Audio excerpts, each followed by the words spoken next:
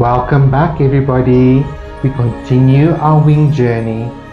So today I'm going to be painting our fourth wing, and I'm realizing so much on my journey in painting these wings. It sure was a challenge in patience and in self-kindness for sure. And my mission really became very clear to me when I started to just loosen up and remember that I'm almost painting glass surfaces.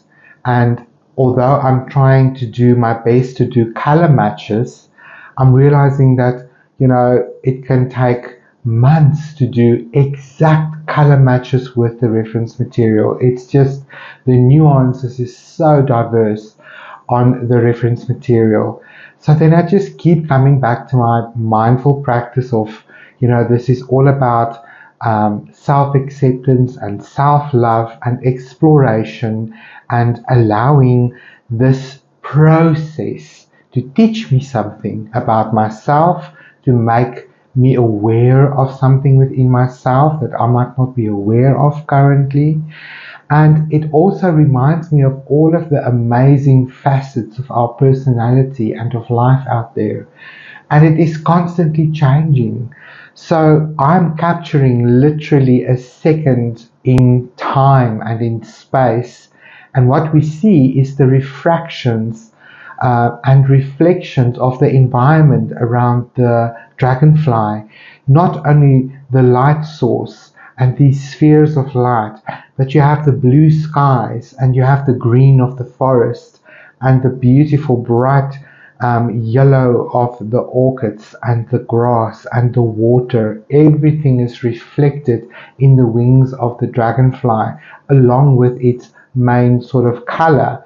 So I've just really leaned forward into beginning to enjoy the journey of finding the little shape on the wing, and then first just emulating, is it a light color, is it a dark color, and sort of working on that. But I realized that there's a lot of definition that can happen. Some of these angles needs to be softened and sort of grayed out a little bit, and some of them need to be really dark but yet vibrant because it's a wing, it is see-through. So I'm always keeping that in mind as well. So I'm going to focus now on the fourth bottom right wing, and I'm basically just continuing with my process.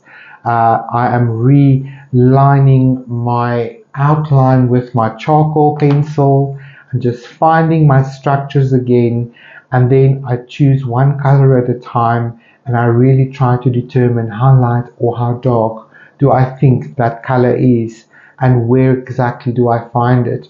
And then again bring in some clarity, like with the top left wing already started. You can see the contrast here between the lines where I talked about these separation cell lines. On the reference material, it's got a lot of gold in it, and it's reflecting the light. It's allowing the light to sort of shine through it, almost like a stained glass window. But on the outside of the wing, the colors are cooler, so it also shows a bend in the wing, and it brings again some contrast of light and shadow on these wings. So when I'm done with this final wing on the right hand side, and again I'm going to speed things up for you just so that you can see my process, because it's pretty much going to be your own process.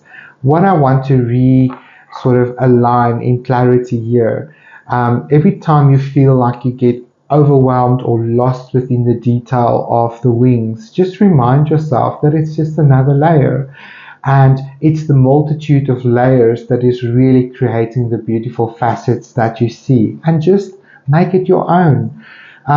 And one of the things that gave me hope was every time I went back into the line work of making the outlines of the shape dark again with a very fine liner, it just brought another layer to it that defined the shapes and made it crystal clear for myself. So every time I feel it's running away from me, I remind myself that I can contain them again with an outline that will help with these shapes, especially these diamond triangular shapes. It's quite what's the word? Geometrical. It's very geometrical, so your brain wants to have these angles at an absolute perfect sort of angle. And I know the perfectionist among us, and I'm talking to myself, is one of those. Find that challenging to let it go and to allow my shapes to be a little bit more organic. It is what I'm able to produce at this stage of my artistic journey. And in that, I want to encourage you, be kind to yourself, be gentle with yourself. If yours doesn't have these sharp angles that you see, if it's a little bit more represented in some simple colors, absolutely enjoy every moment of it.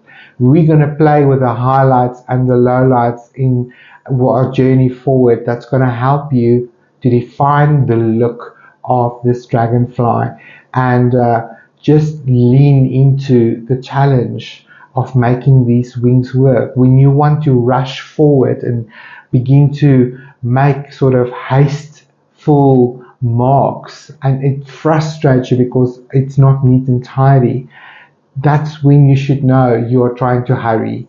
Slow down, breathe, and just be in the moment and just go with the process and trust the process, because at some stage of the journey, all of this is going to come together and you're going to go, oh my word, it all makes sense now.